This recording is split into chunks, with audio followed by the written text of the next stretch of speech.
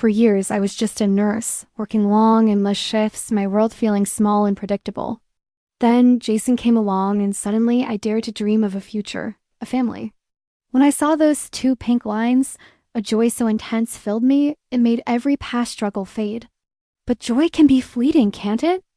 The day I told Jason about the baby, his face went cold. "I'm not ready for this," he said.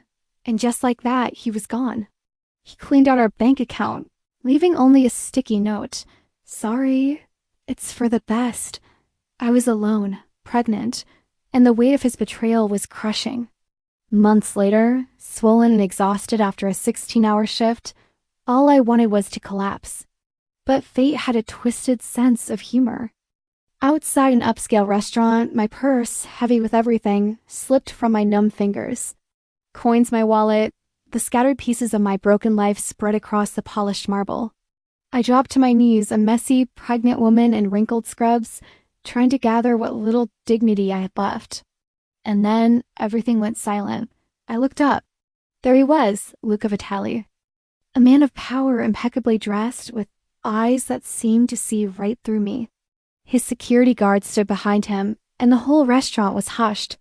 But then he did the unthinkable. Luca knelt. Right there on the floor amidst my spilled life, he started helping me. His fingers froze on a small, black and white photo, my 12-week ultrasound. His gaze met mine, intense, unwavering. "Yours?"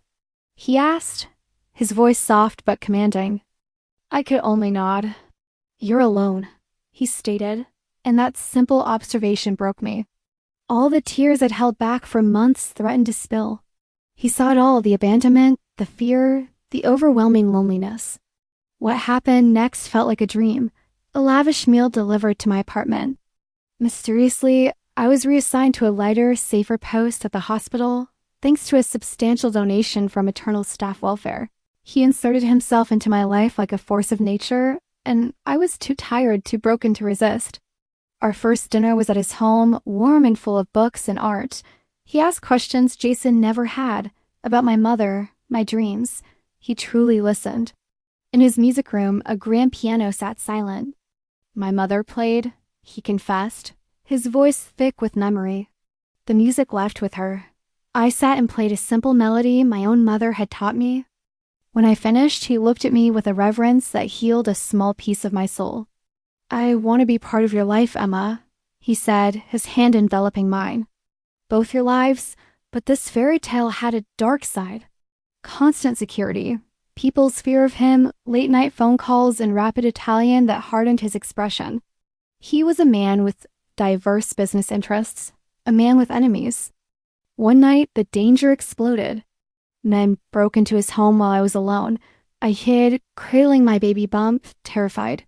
Then his voice laced with cold fury. "Emma!" He burst in, pulling me into his arms. There was blood on his shirt, not his.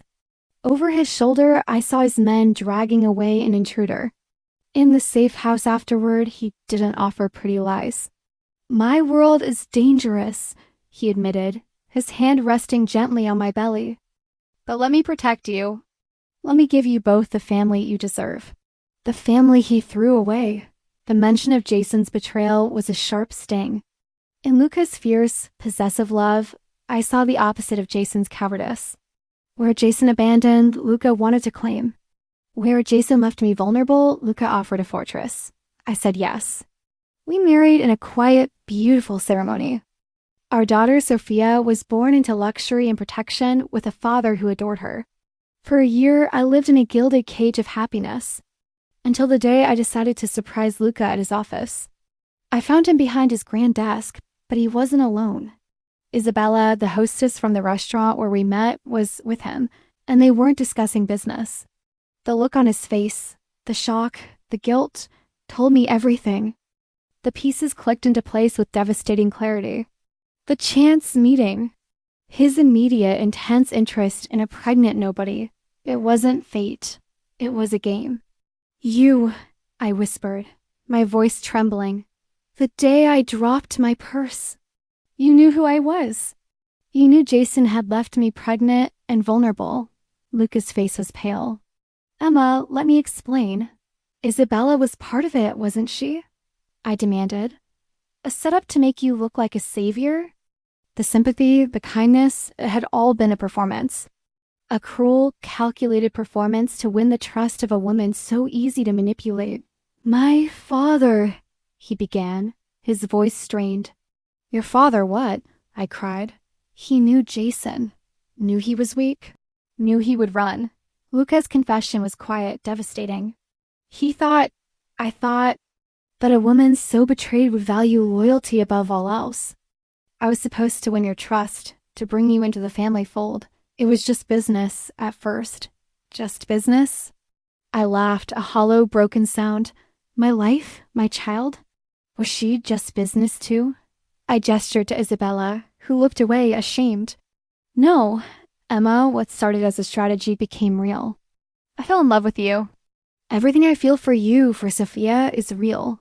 But the foundation was rotten. The sympathy that drew me to him was a tool. The protection was a transaction. The fairy tale was a lie built on a bedrock of deception as profound as Jason's.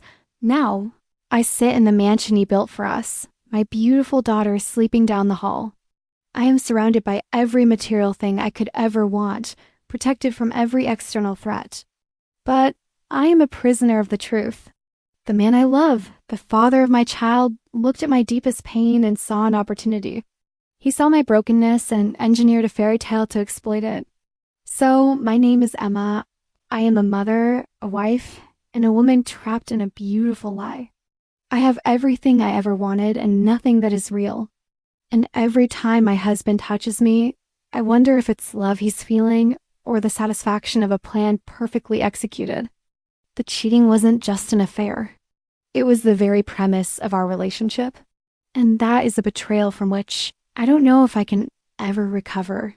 Thank you for listening to my story. Sometimes sharing helps to process these difficult emotions. If you've ever found yourself in a situation where love and deception intertwine, I'd love to hear your thoughts in the comments below. And if this resonated with you, please consider hitting that like button and subscribing for more real talk from me. Your support means the world.